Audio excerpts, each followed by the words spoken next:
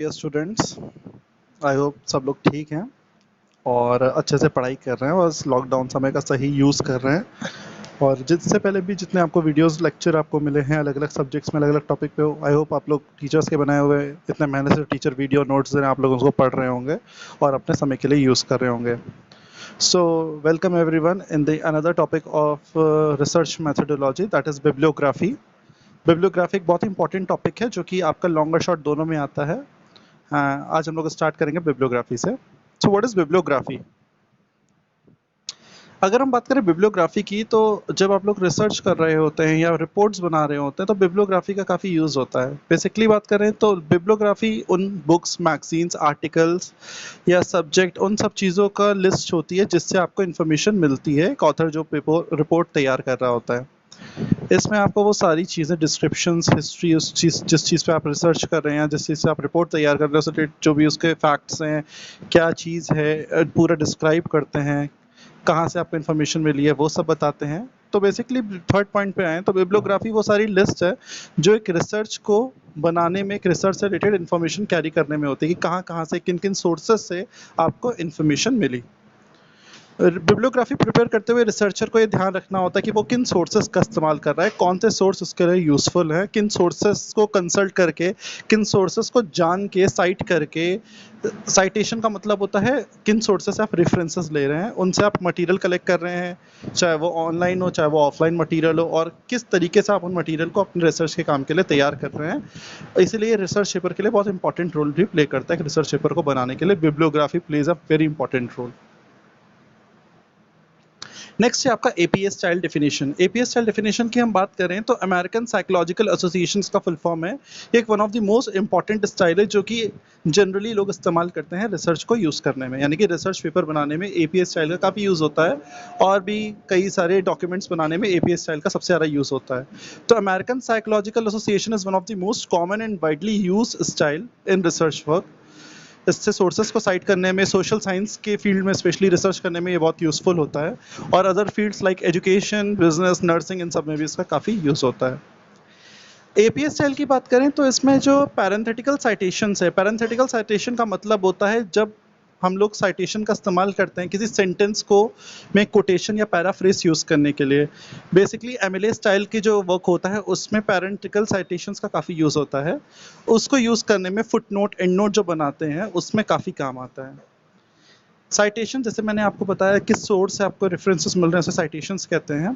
और वो जो साइटेशंस होता है उसमें सारी इन्फॉर्मेशन होती है, ऑथर का नाम क्या है, जो भी इन्फॉर्मेशन आपको मिली है वो पब्लिश कब हुई है, किस सोर्सेस से आप उसको रीड कर रहे हैं, कौन सी लिस्ट को आप जनरेट कर रहे हैं, पेपर के एंड में क्या है, कैसा, ये सारी चीज़ें आपके उस साइटेशंस में मैंशनड होती है। नेक्स्ट है आपका बेसिक बिब्लियोग्राफी स्टैंडर्ड फॉर्मेट्स। कुछ फॉर्मेट्स होते हैं बिब्लियोग्राफी को यूज़ करते हुए। जैसे सबसे पहला बेसिक। बेसिक में आपके पेज के स्टार्टिंग और पेज के एंड में एक प्रॉपर टाइटल होता है, रेफरेंसेस होते हैं, वो अल्फ़ाबेटिकल ऑर्डर में होते हैं। उसमें हम लोग ध्यान रखिएगा, उसमें उसमें ध्यान रखिएगा हम लोग ए एन द, ये जो शब्द होते हैं इनको हम इग्नोर करते हैं। ए एन द, ये सारे शब्दों का हम इस्तेमाल नहीं करते हैं। प्रॉपर स्पेलिंग्स, डेट्स, इन सब का ध्यान रखते हैं टेक्स्ट फिक्स के दौरान जब हम लोग बनाते हैं। नेक्स्ट है अंडरलाइंग इटैलिक। जब आप ड्रॉ करेंगे तो उसमें अंडरलाइंग इटैलिक का ऑप्शन आता है वर्ड में। अंडरलाइंग इटैलिक बहुत इंपॉर्टेंट रोल प्ले करता है शब्द की यूटिलिटी बताने के लिए।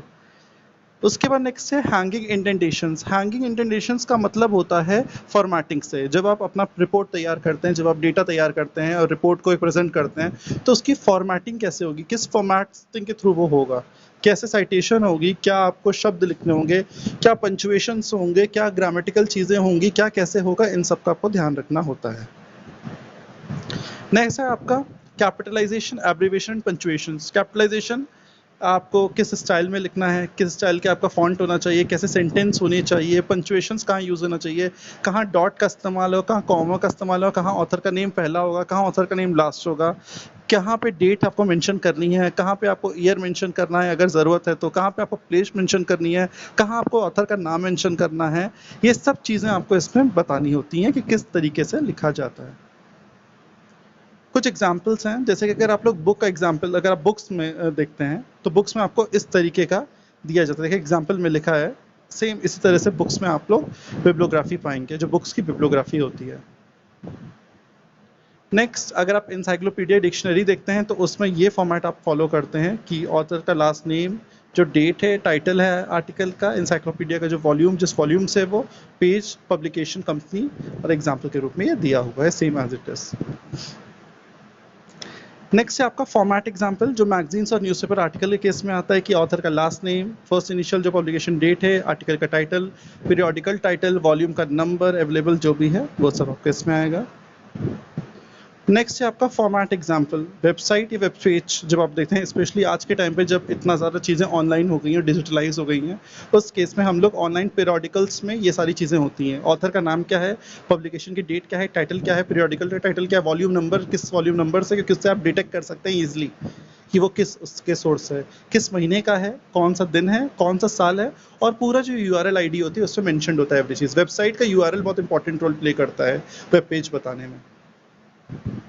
ये फॉर्मेट का एग्जांपल दिया है ऑनलाइन डॉक्यूमेंट्स के केस में, इस तरीके से आपका फॉर्मेट होता है।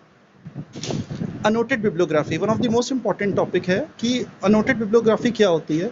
ये समरी देती है ईच एंड एवरी एंट्री की। आप जो भी एंट्री या जो भी रिकॉर्डिंग करते हैं या जो भी चीज़ों को अपने रेफरेंस के थ्रू कलेक्ट किया है, उसकी एक कह सकते हैं समरी तैयार होती है, और वो समरी को ही अनोटेड बिब्लियोग्राफी कहते हैं। इससे फ़ायदा ये होता है कि जो रीडर होता है उसको पता चलता है कि कौन सी इन्फॉर्मेशन किस किस सोर्स से आई है। हर एक इन्फॉर्मेशन का अपना एक सोर्स होता है, और वो सोर्स को प्रॉपर तरीके से अनोटेड बिब्लियोग्राफी की तरह बताया जाता है। तो देखिए इसमें लिखा है कि it is a list of citations, कि कौन से बुक्स, आर्टिकल या डॉक्यूमेंट से इन्फॉर्मेशन ली गई है, कितने शब्द का है, क्या डिस्क्राइब किया गया है, किन किन तरीक़ों से ऑथर को इन्फॉर्मेशन जो मिल रही है वो कितनी सही है कि नहीं है। उसका लिंक भी देखिए नीचे दिया हुआ है।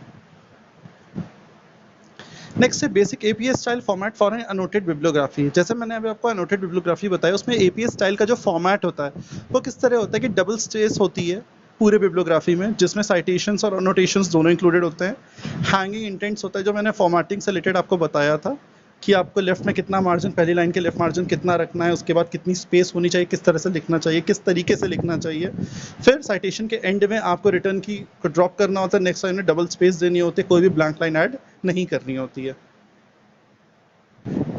नेक्स्ट से फिर उसी में आगे बढ़ते हैं कि जो अनोटेशन होगा वो ब्लॉक में होगा, एडिशनल स्पेसेस में होगा, राइट मार्जिन जो होगा वो एकदम डॉक्यूमेंट के नॉर्मल तरीके से होगा। लॉन्ग बिब्लियोग्राफी जो होगी वो प्रॉपर एंट्रीज के फॉर्म में ऑर्गेनाइज होगी जिस टॉपिक में चल रहा है काम।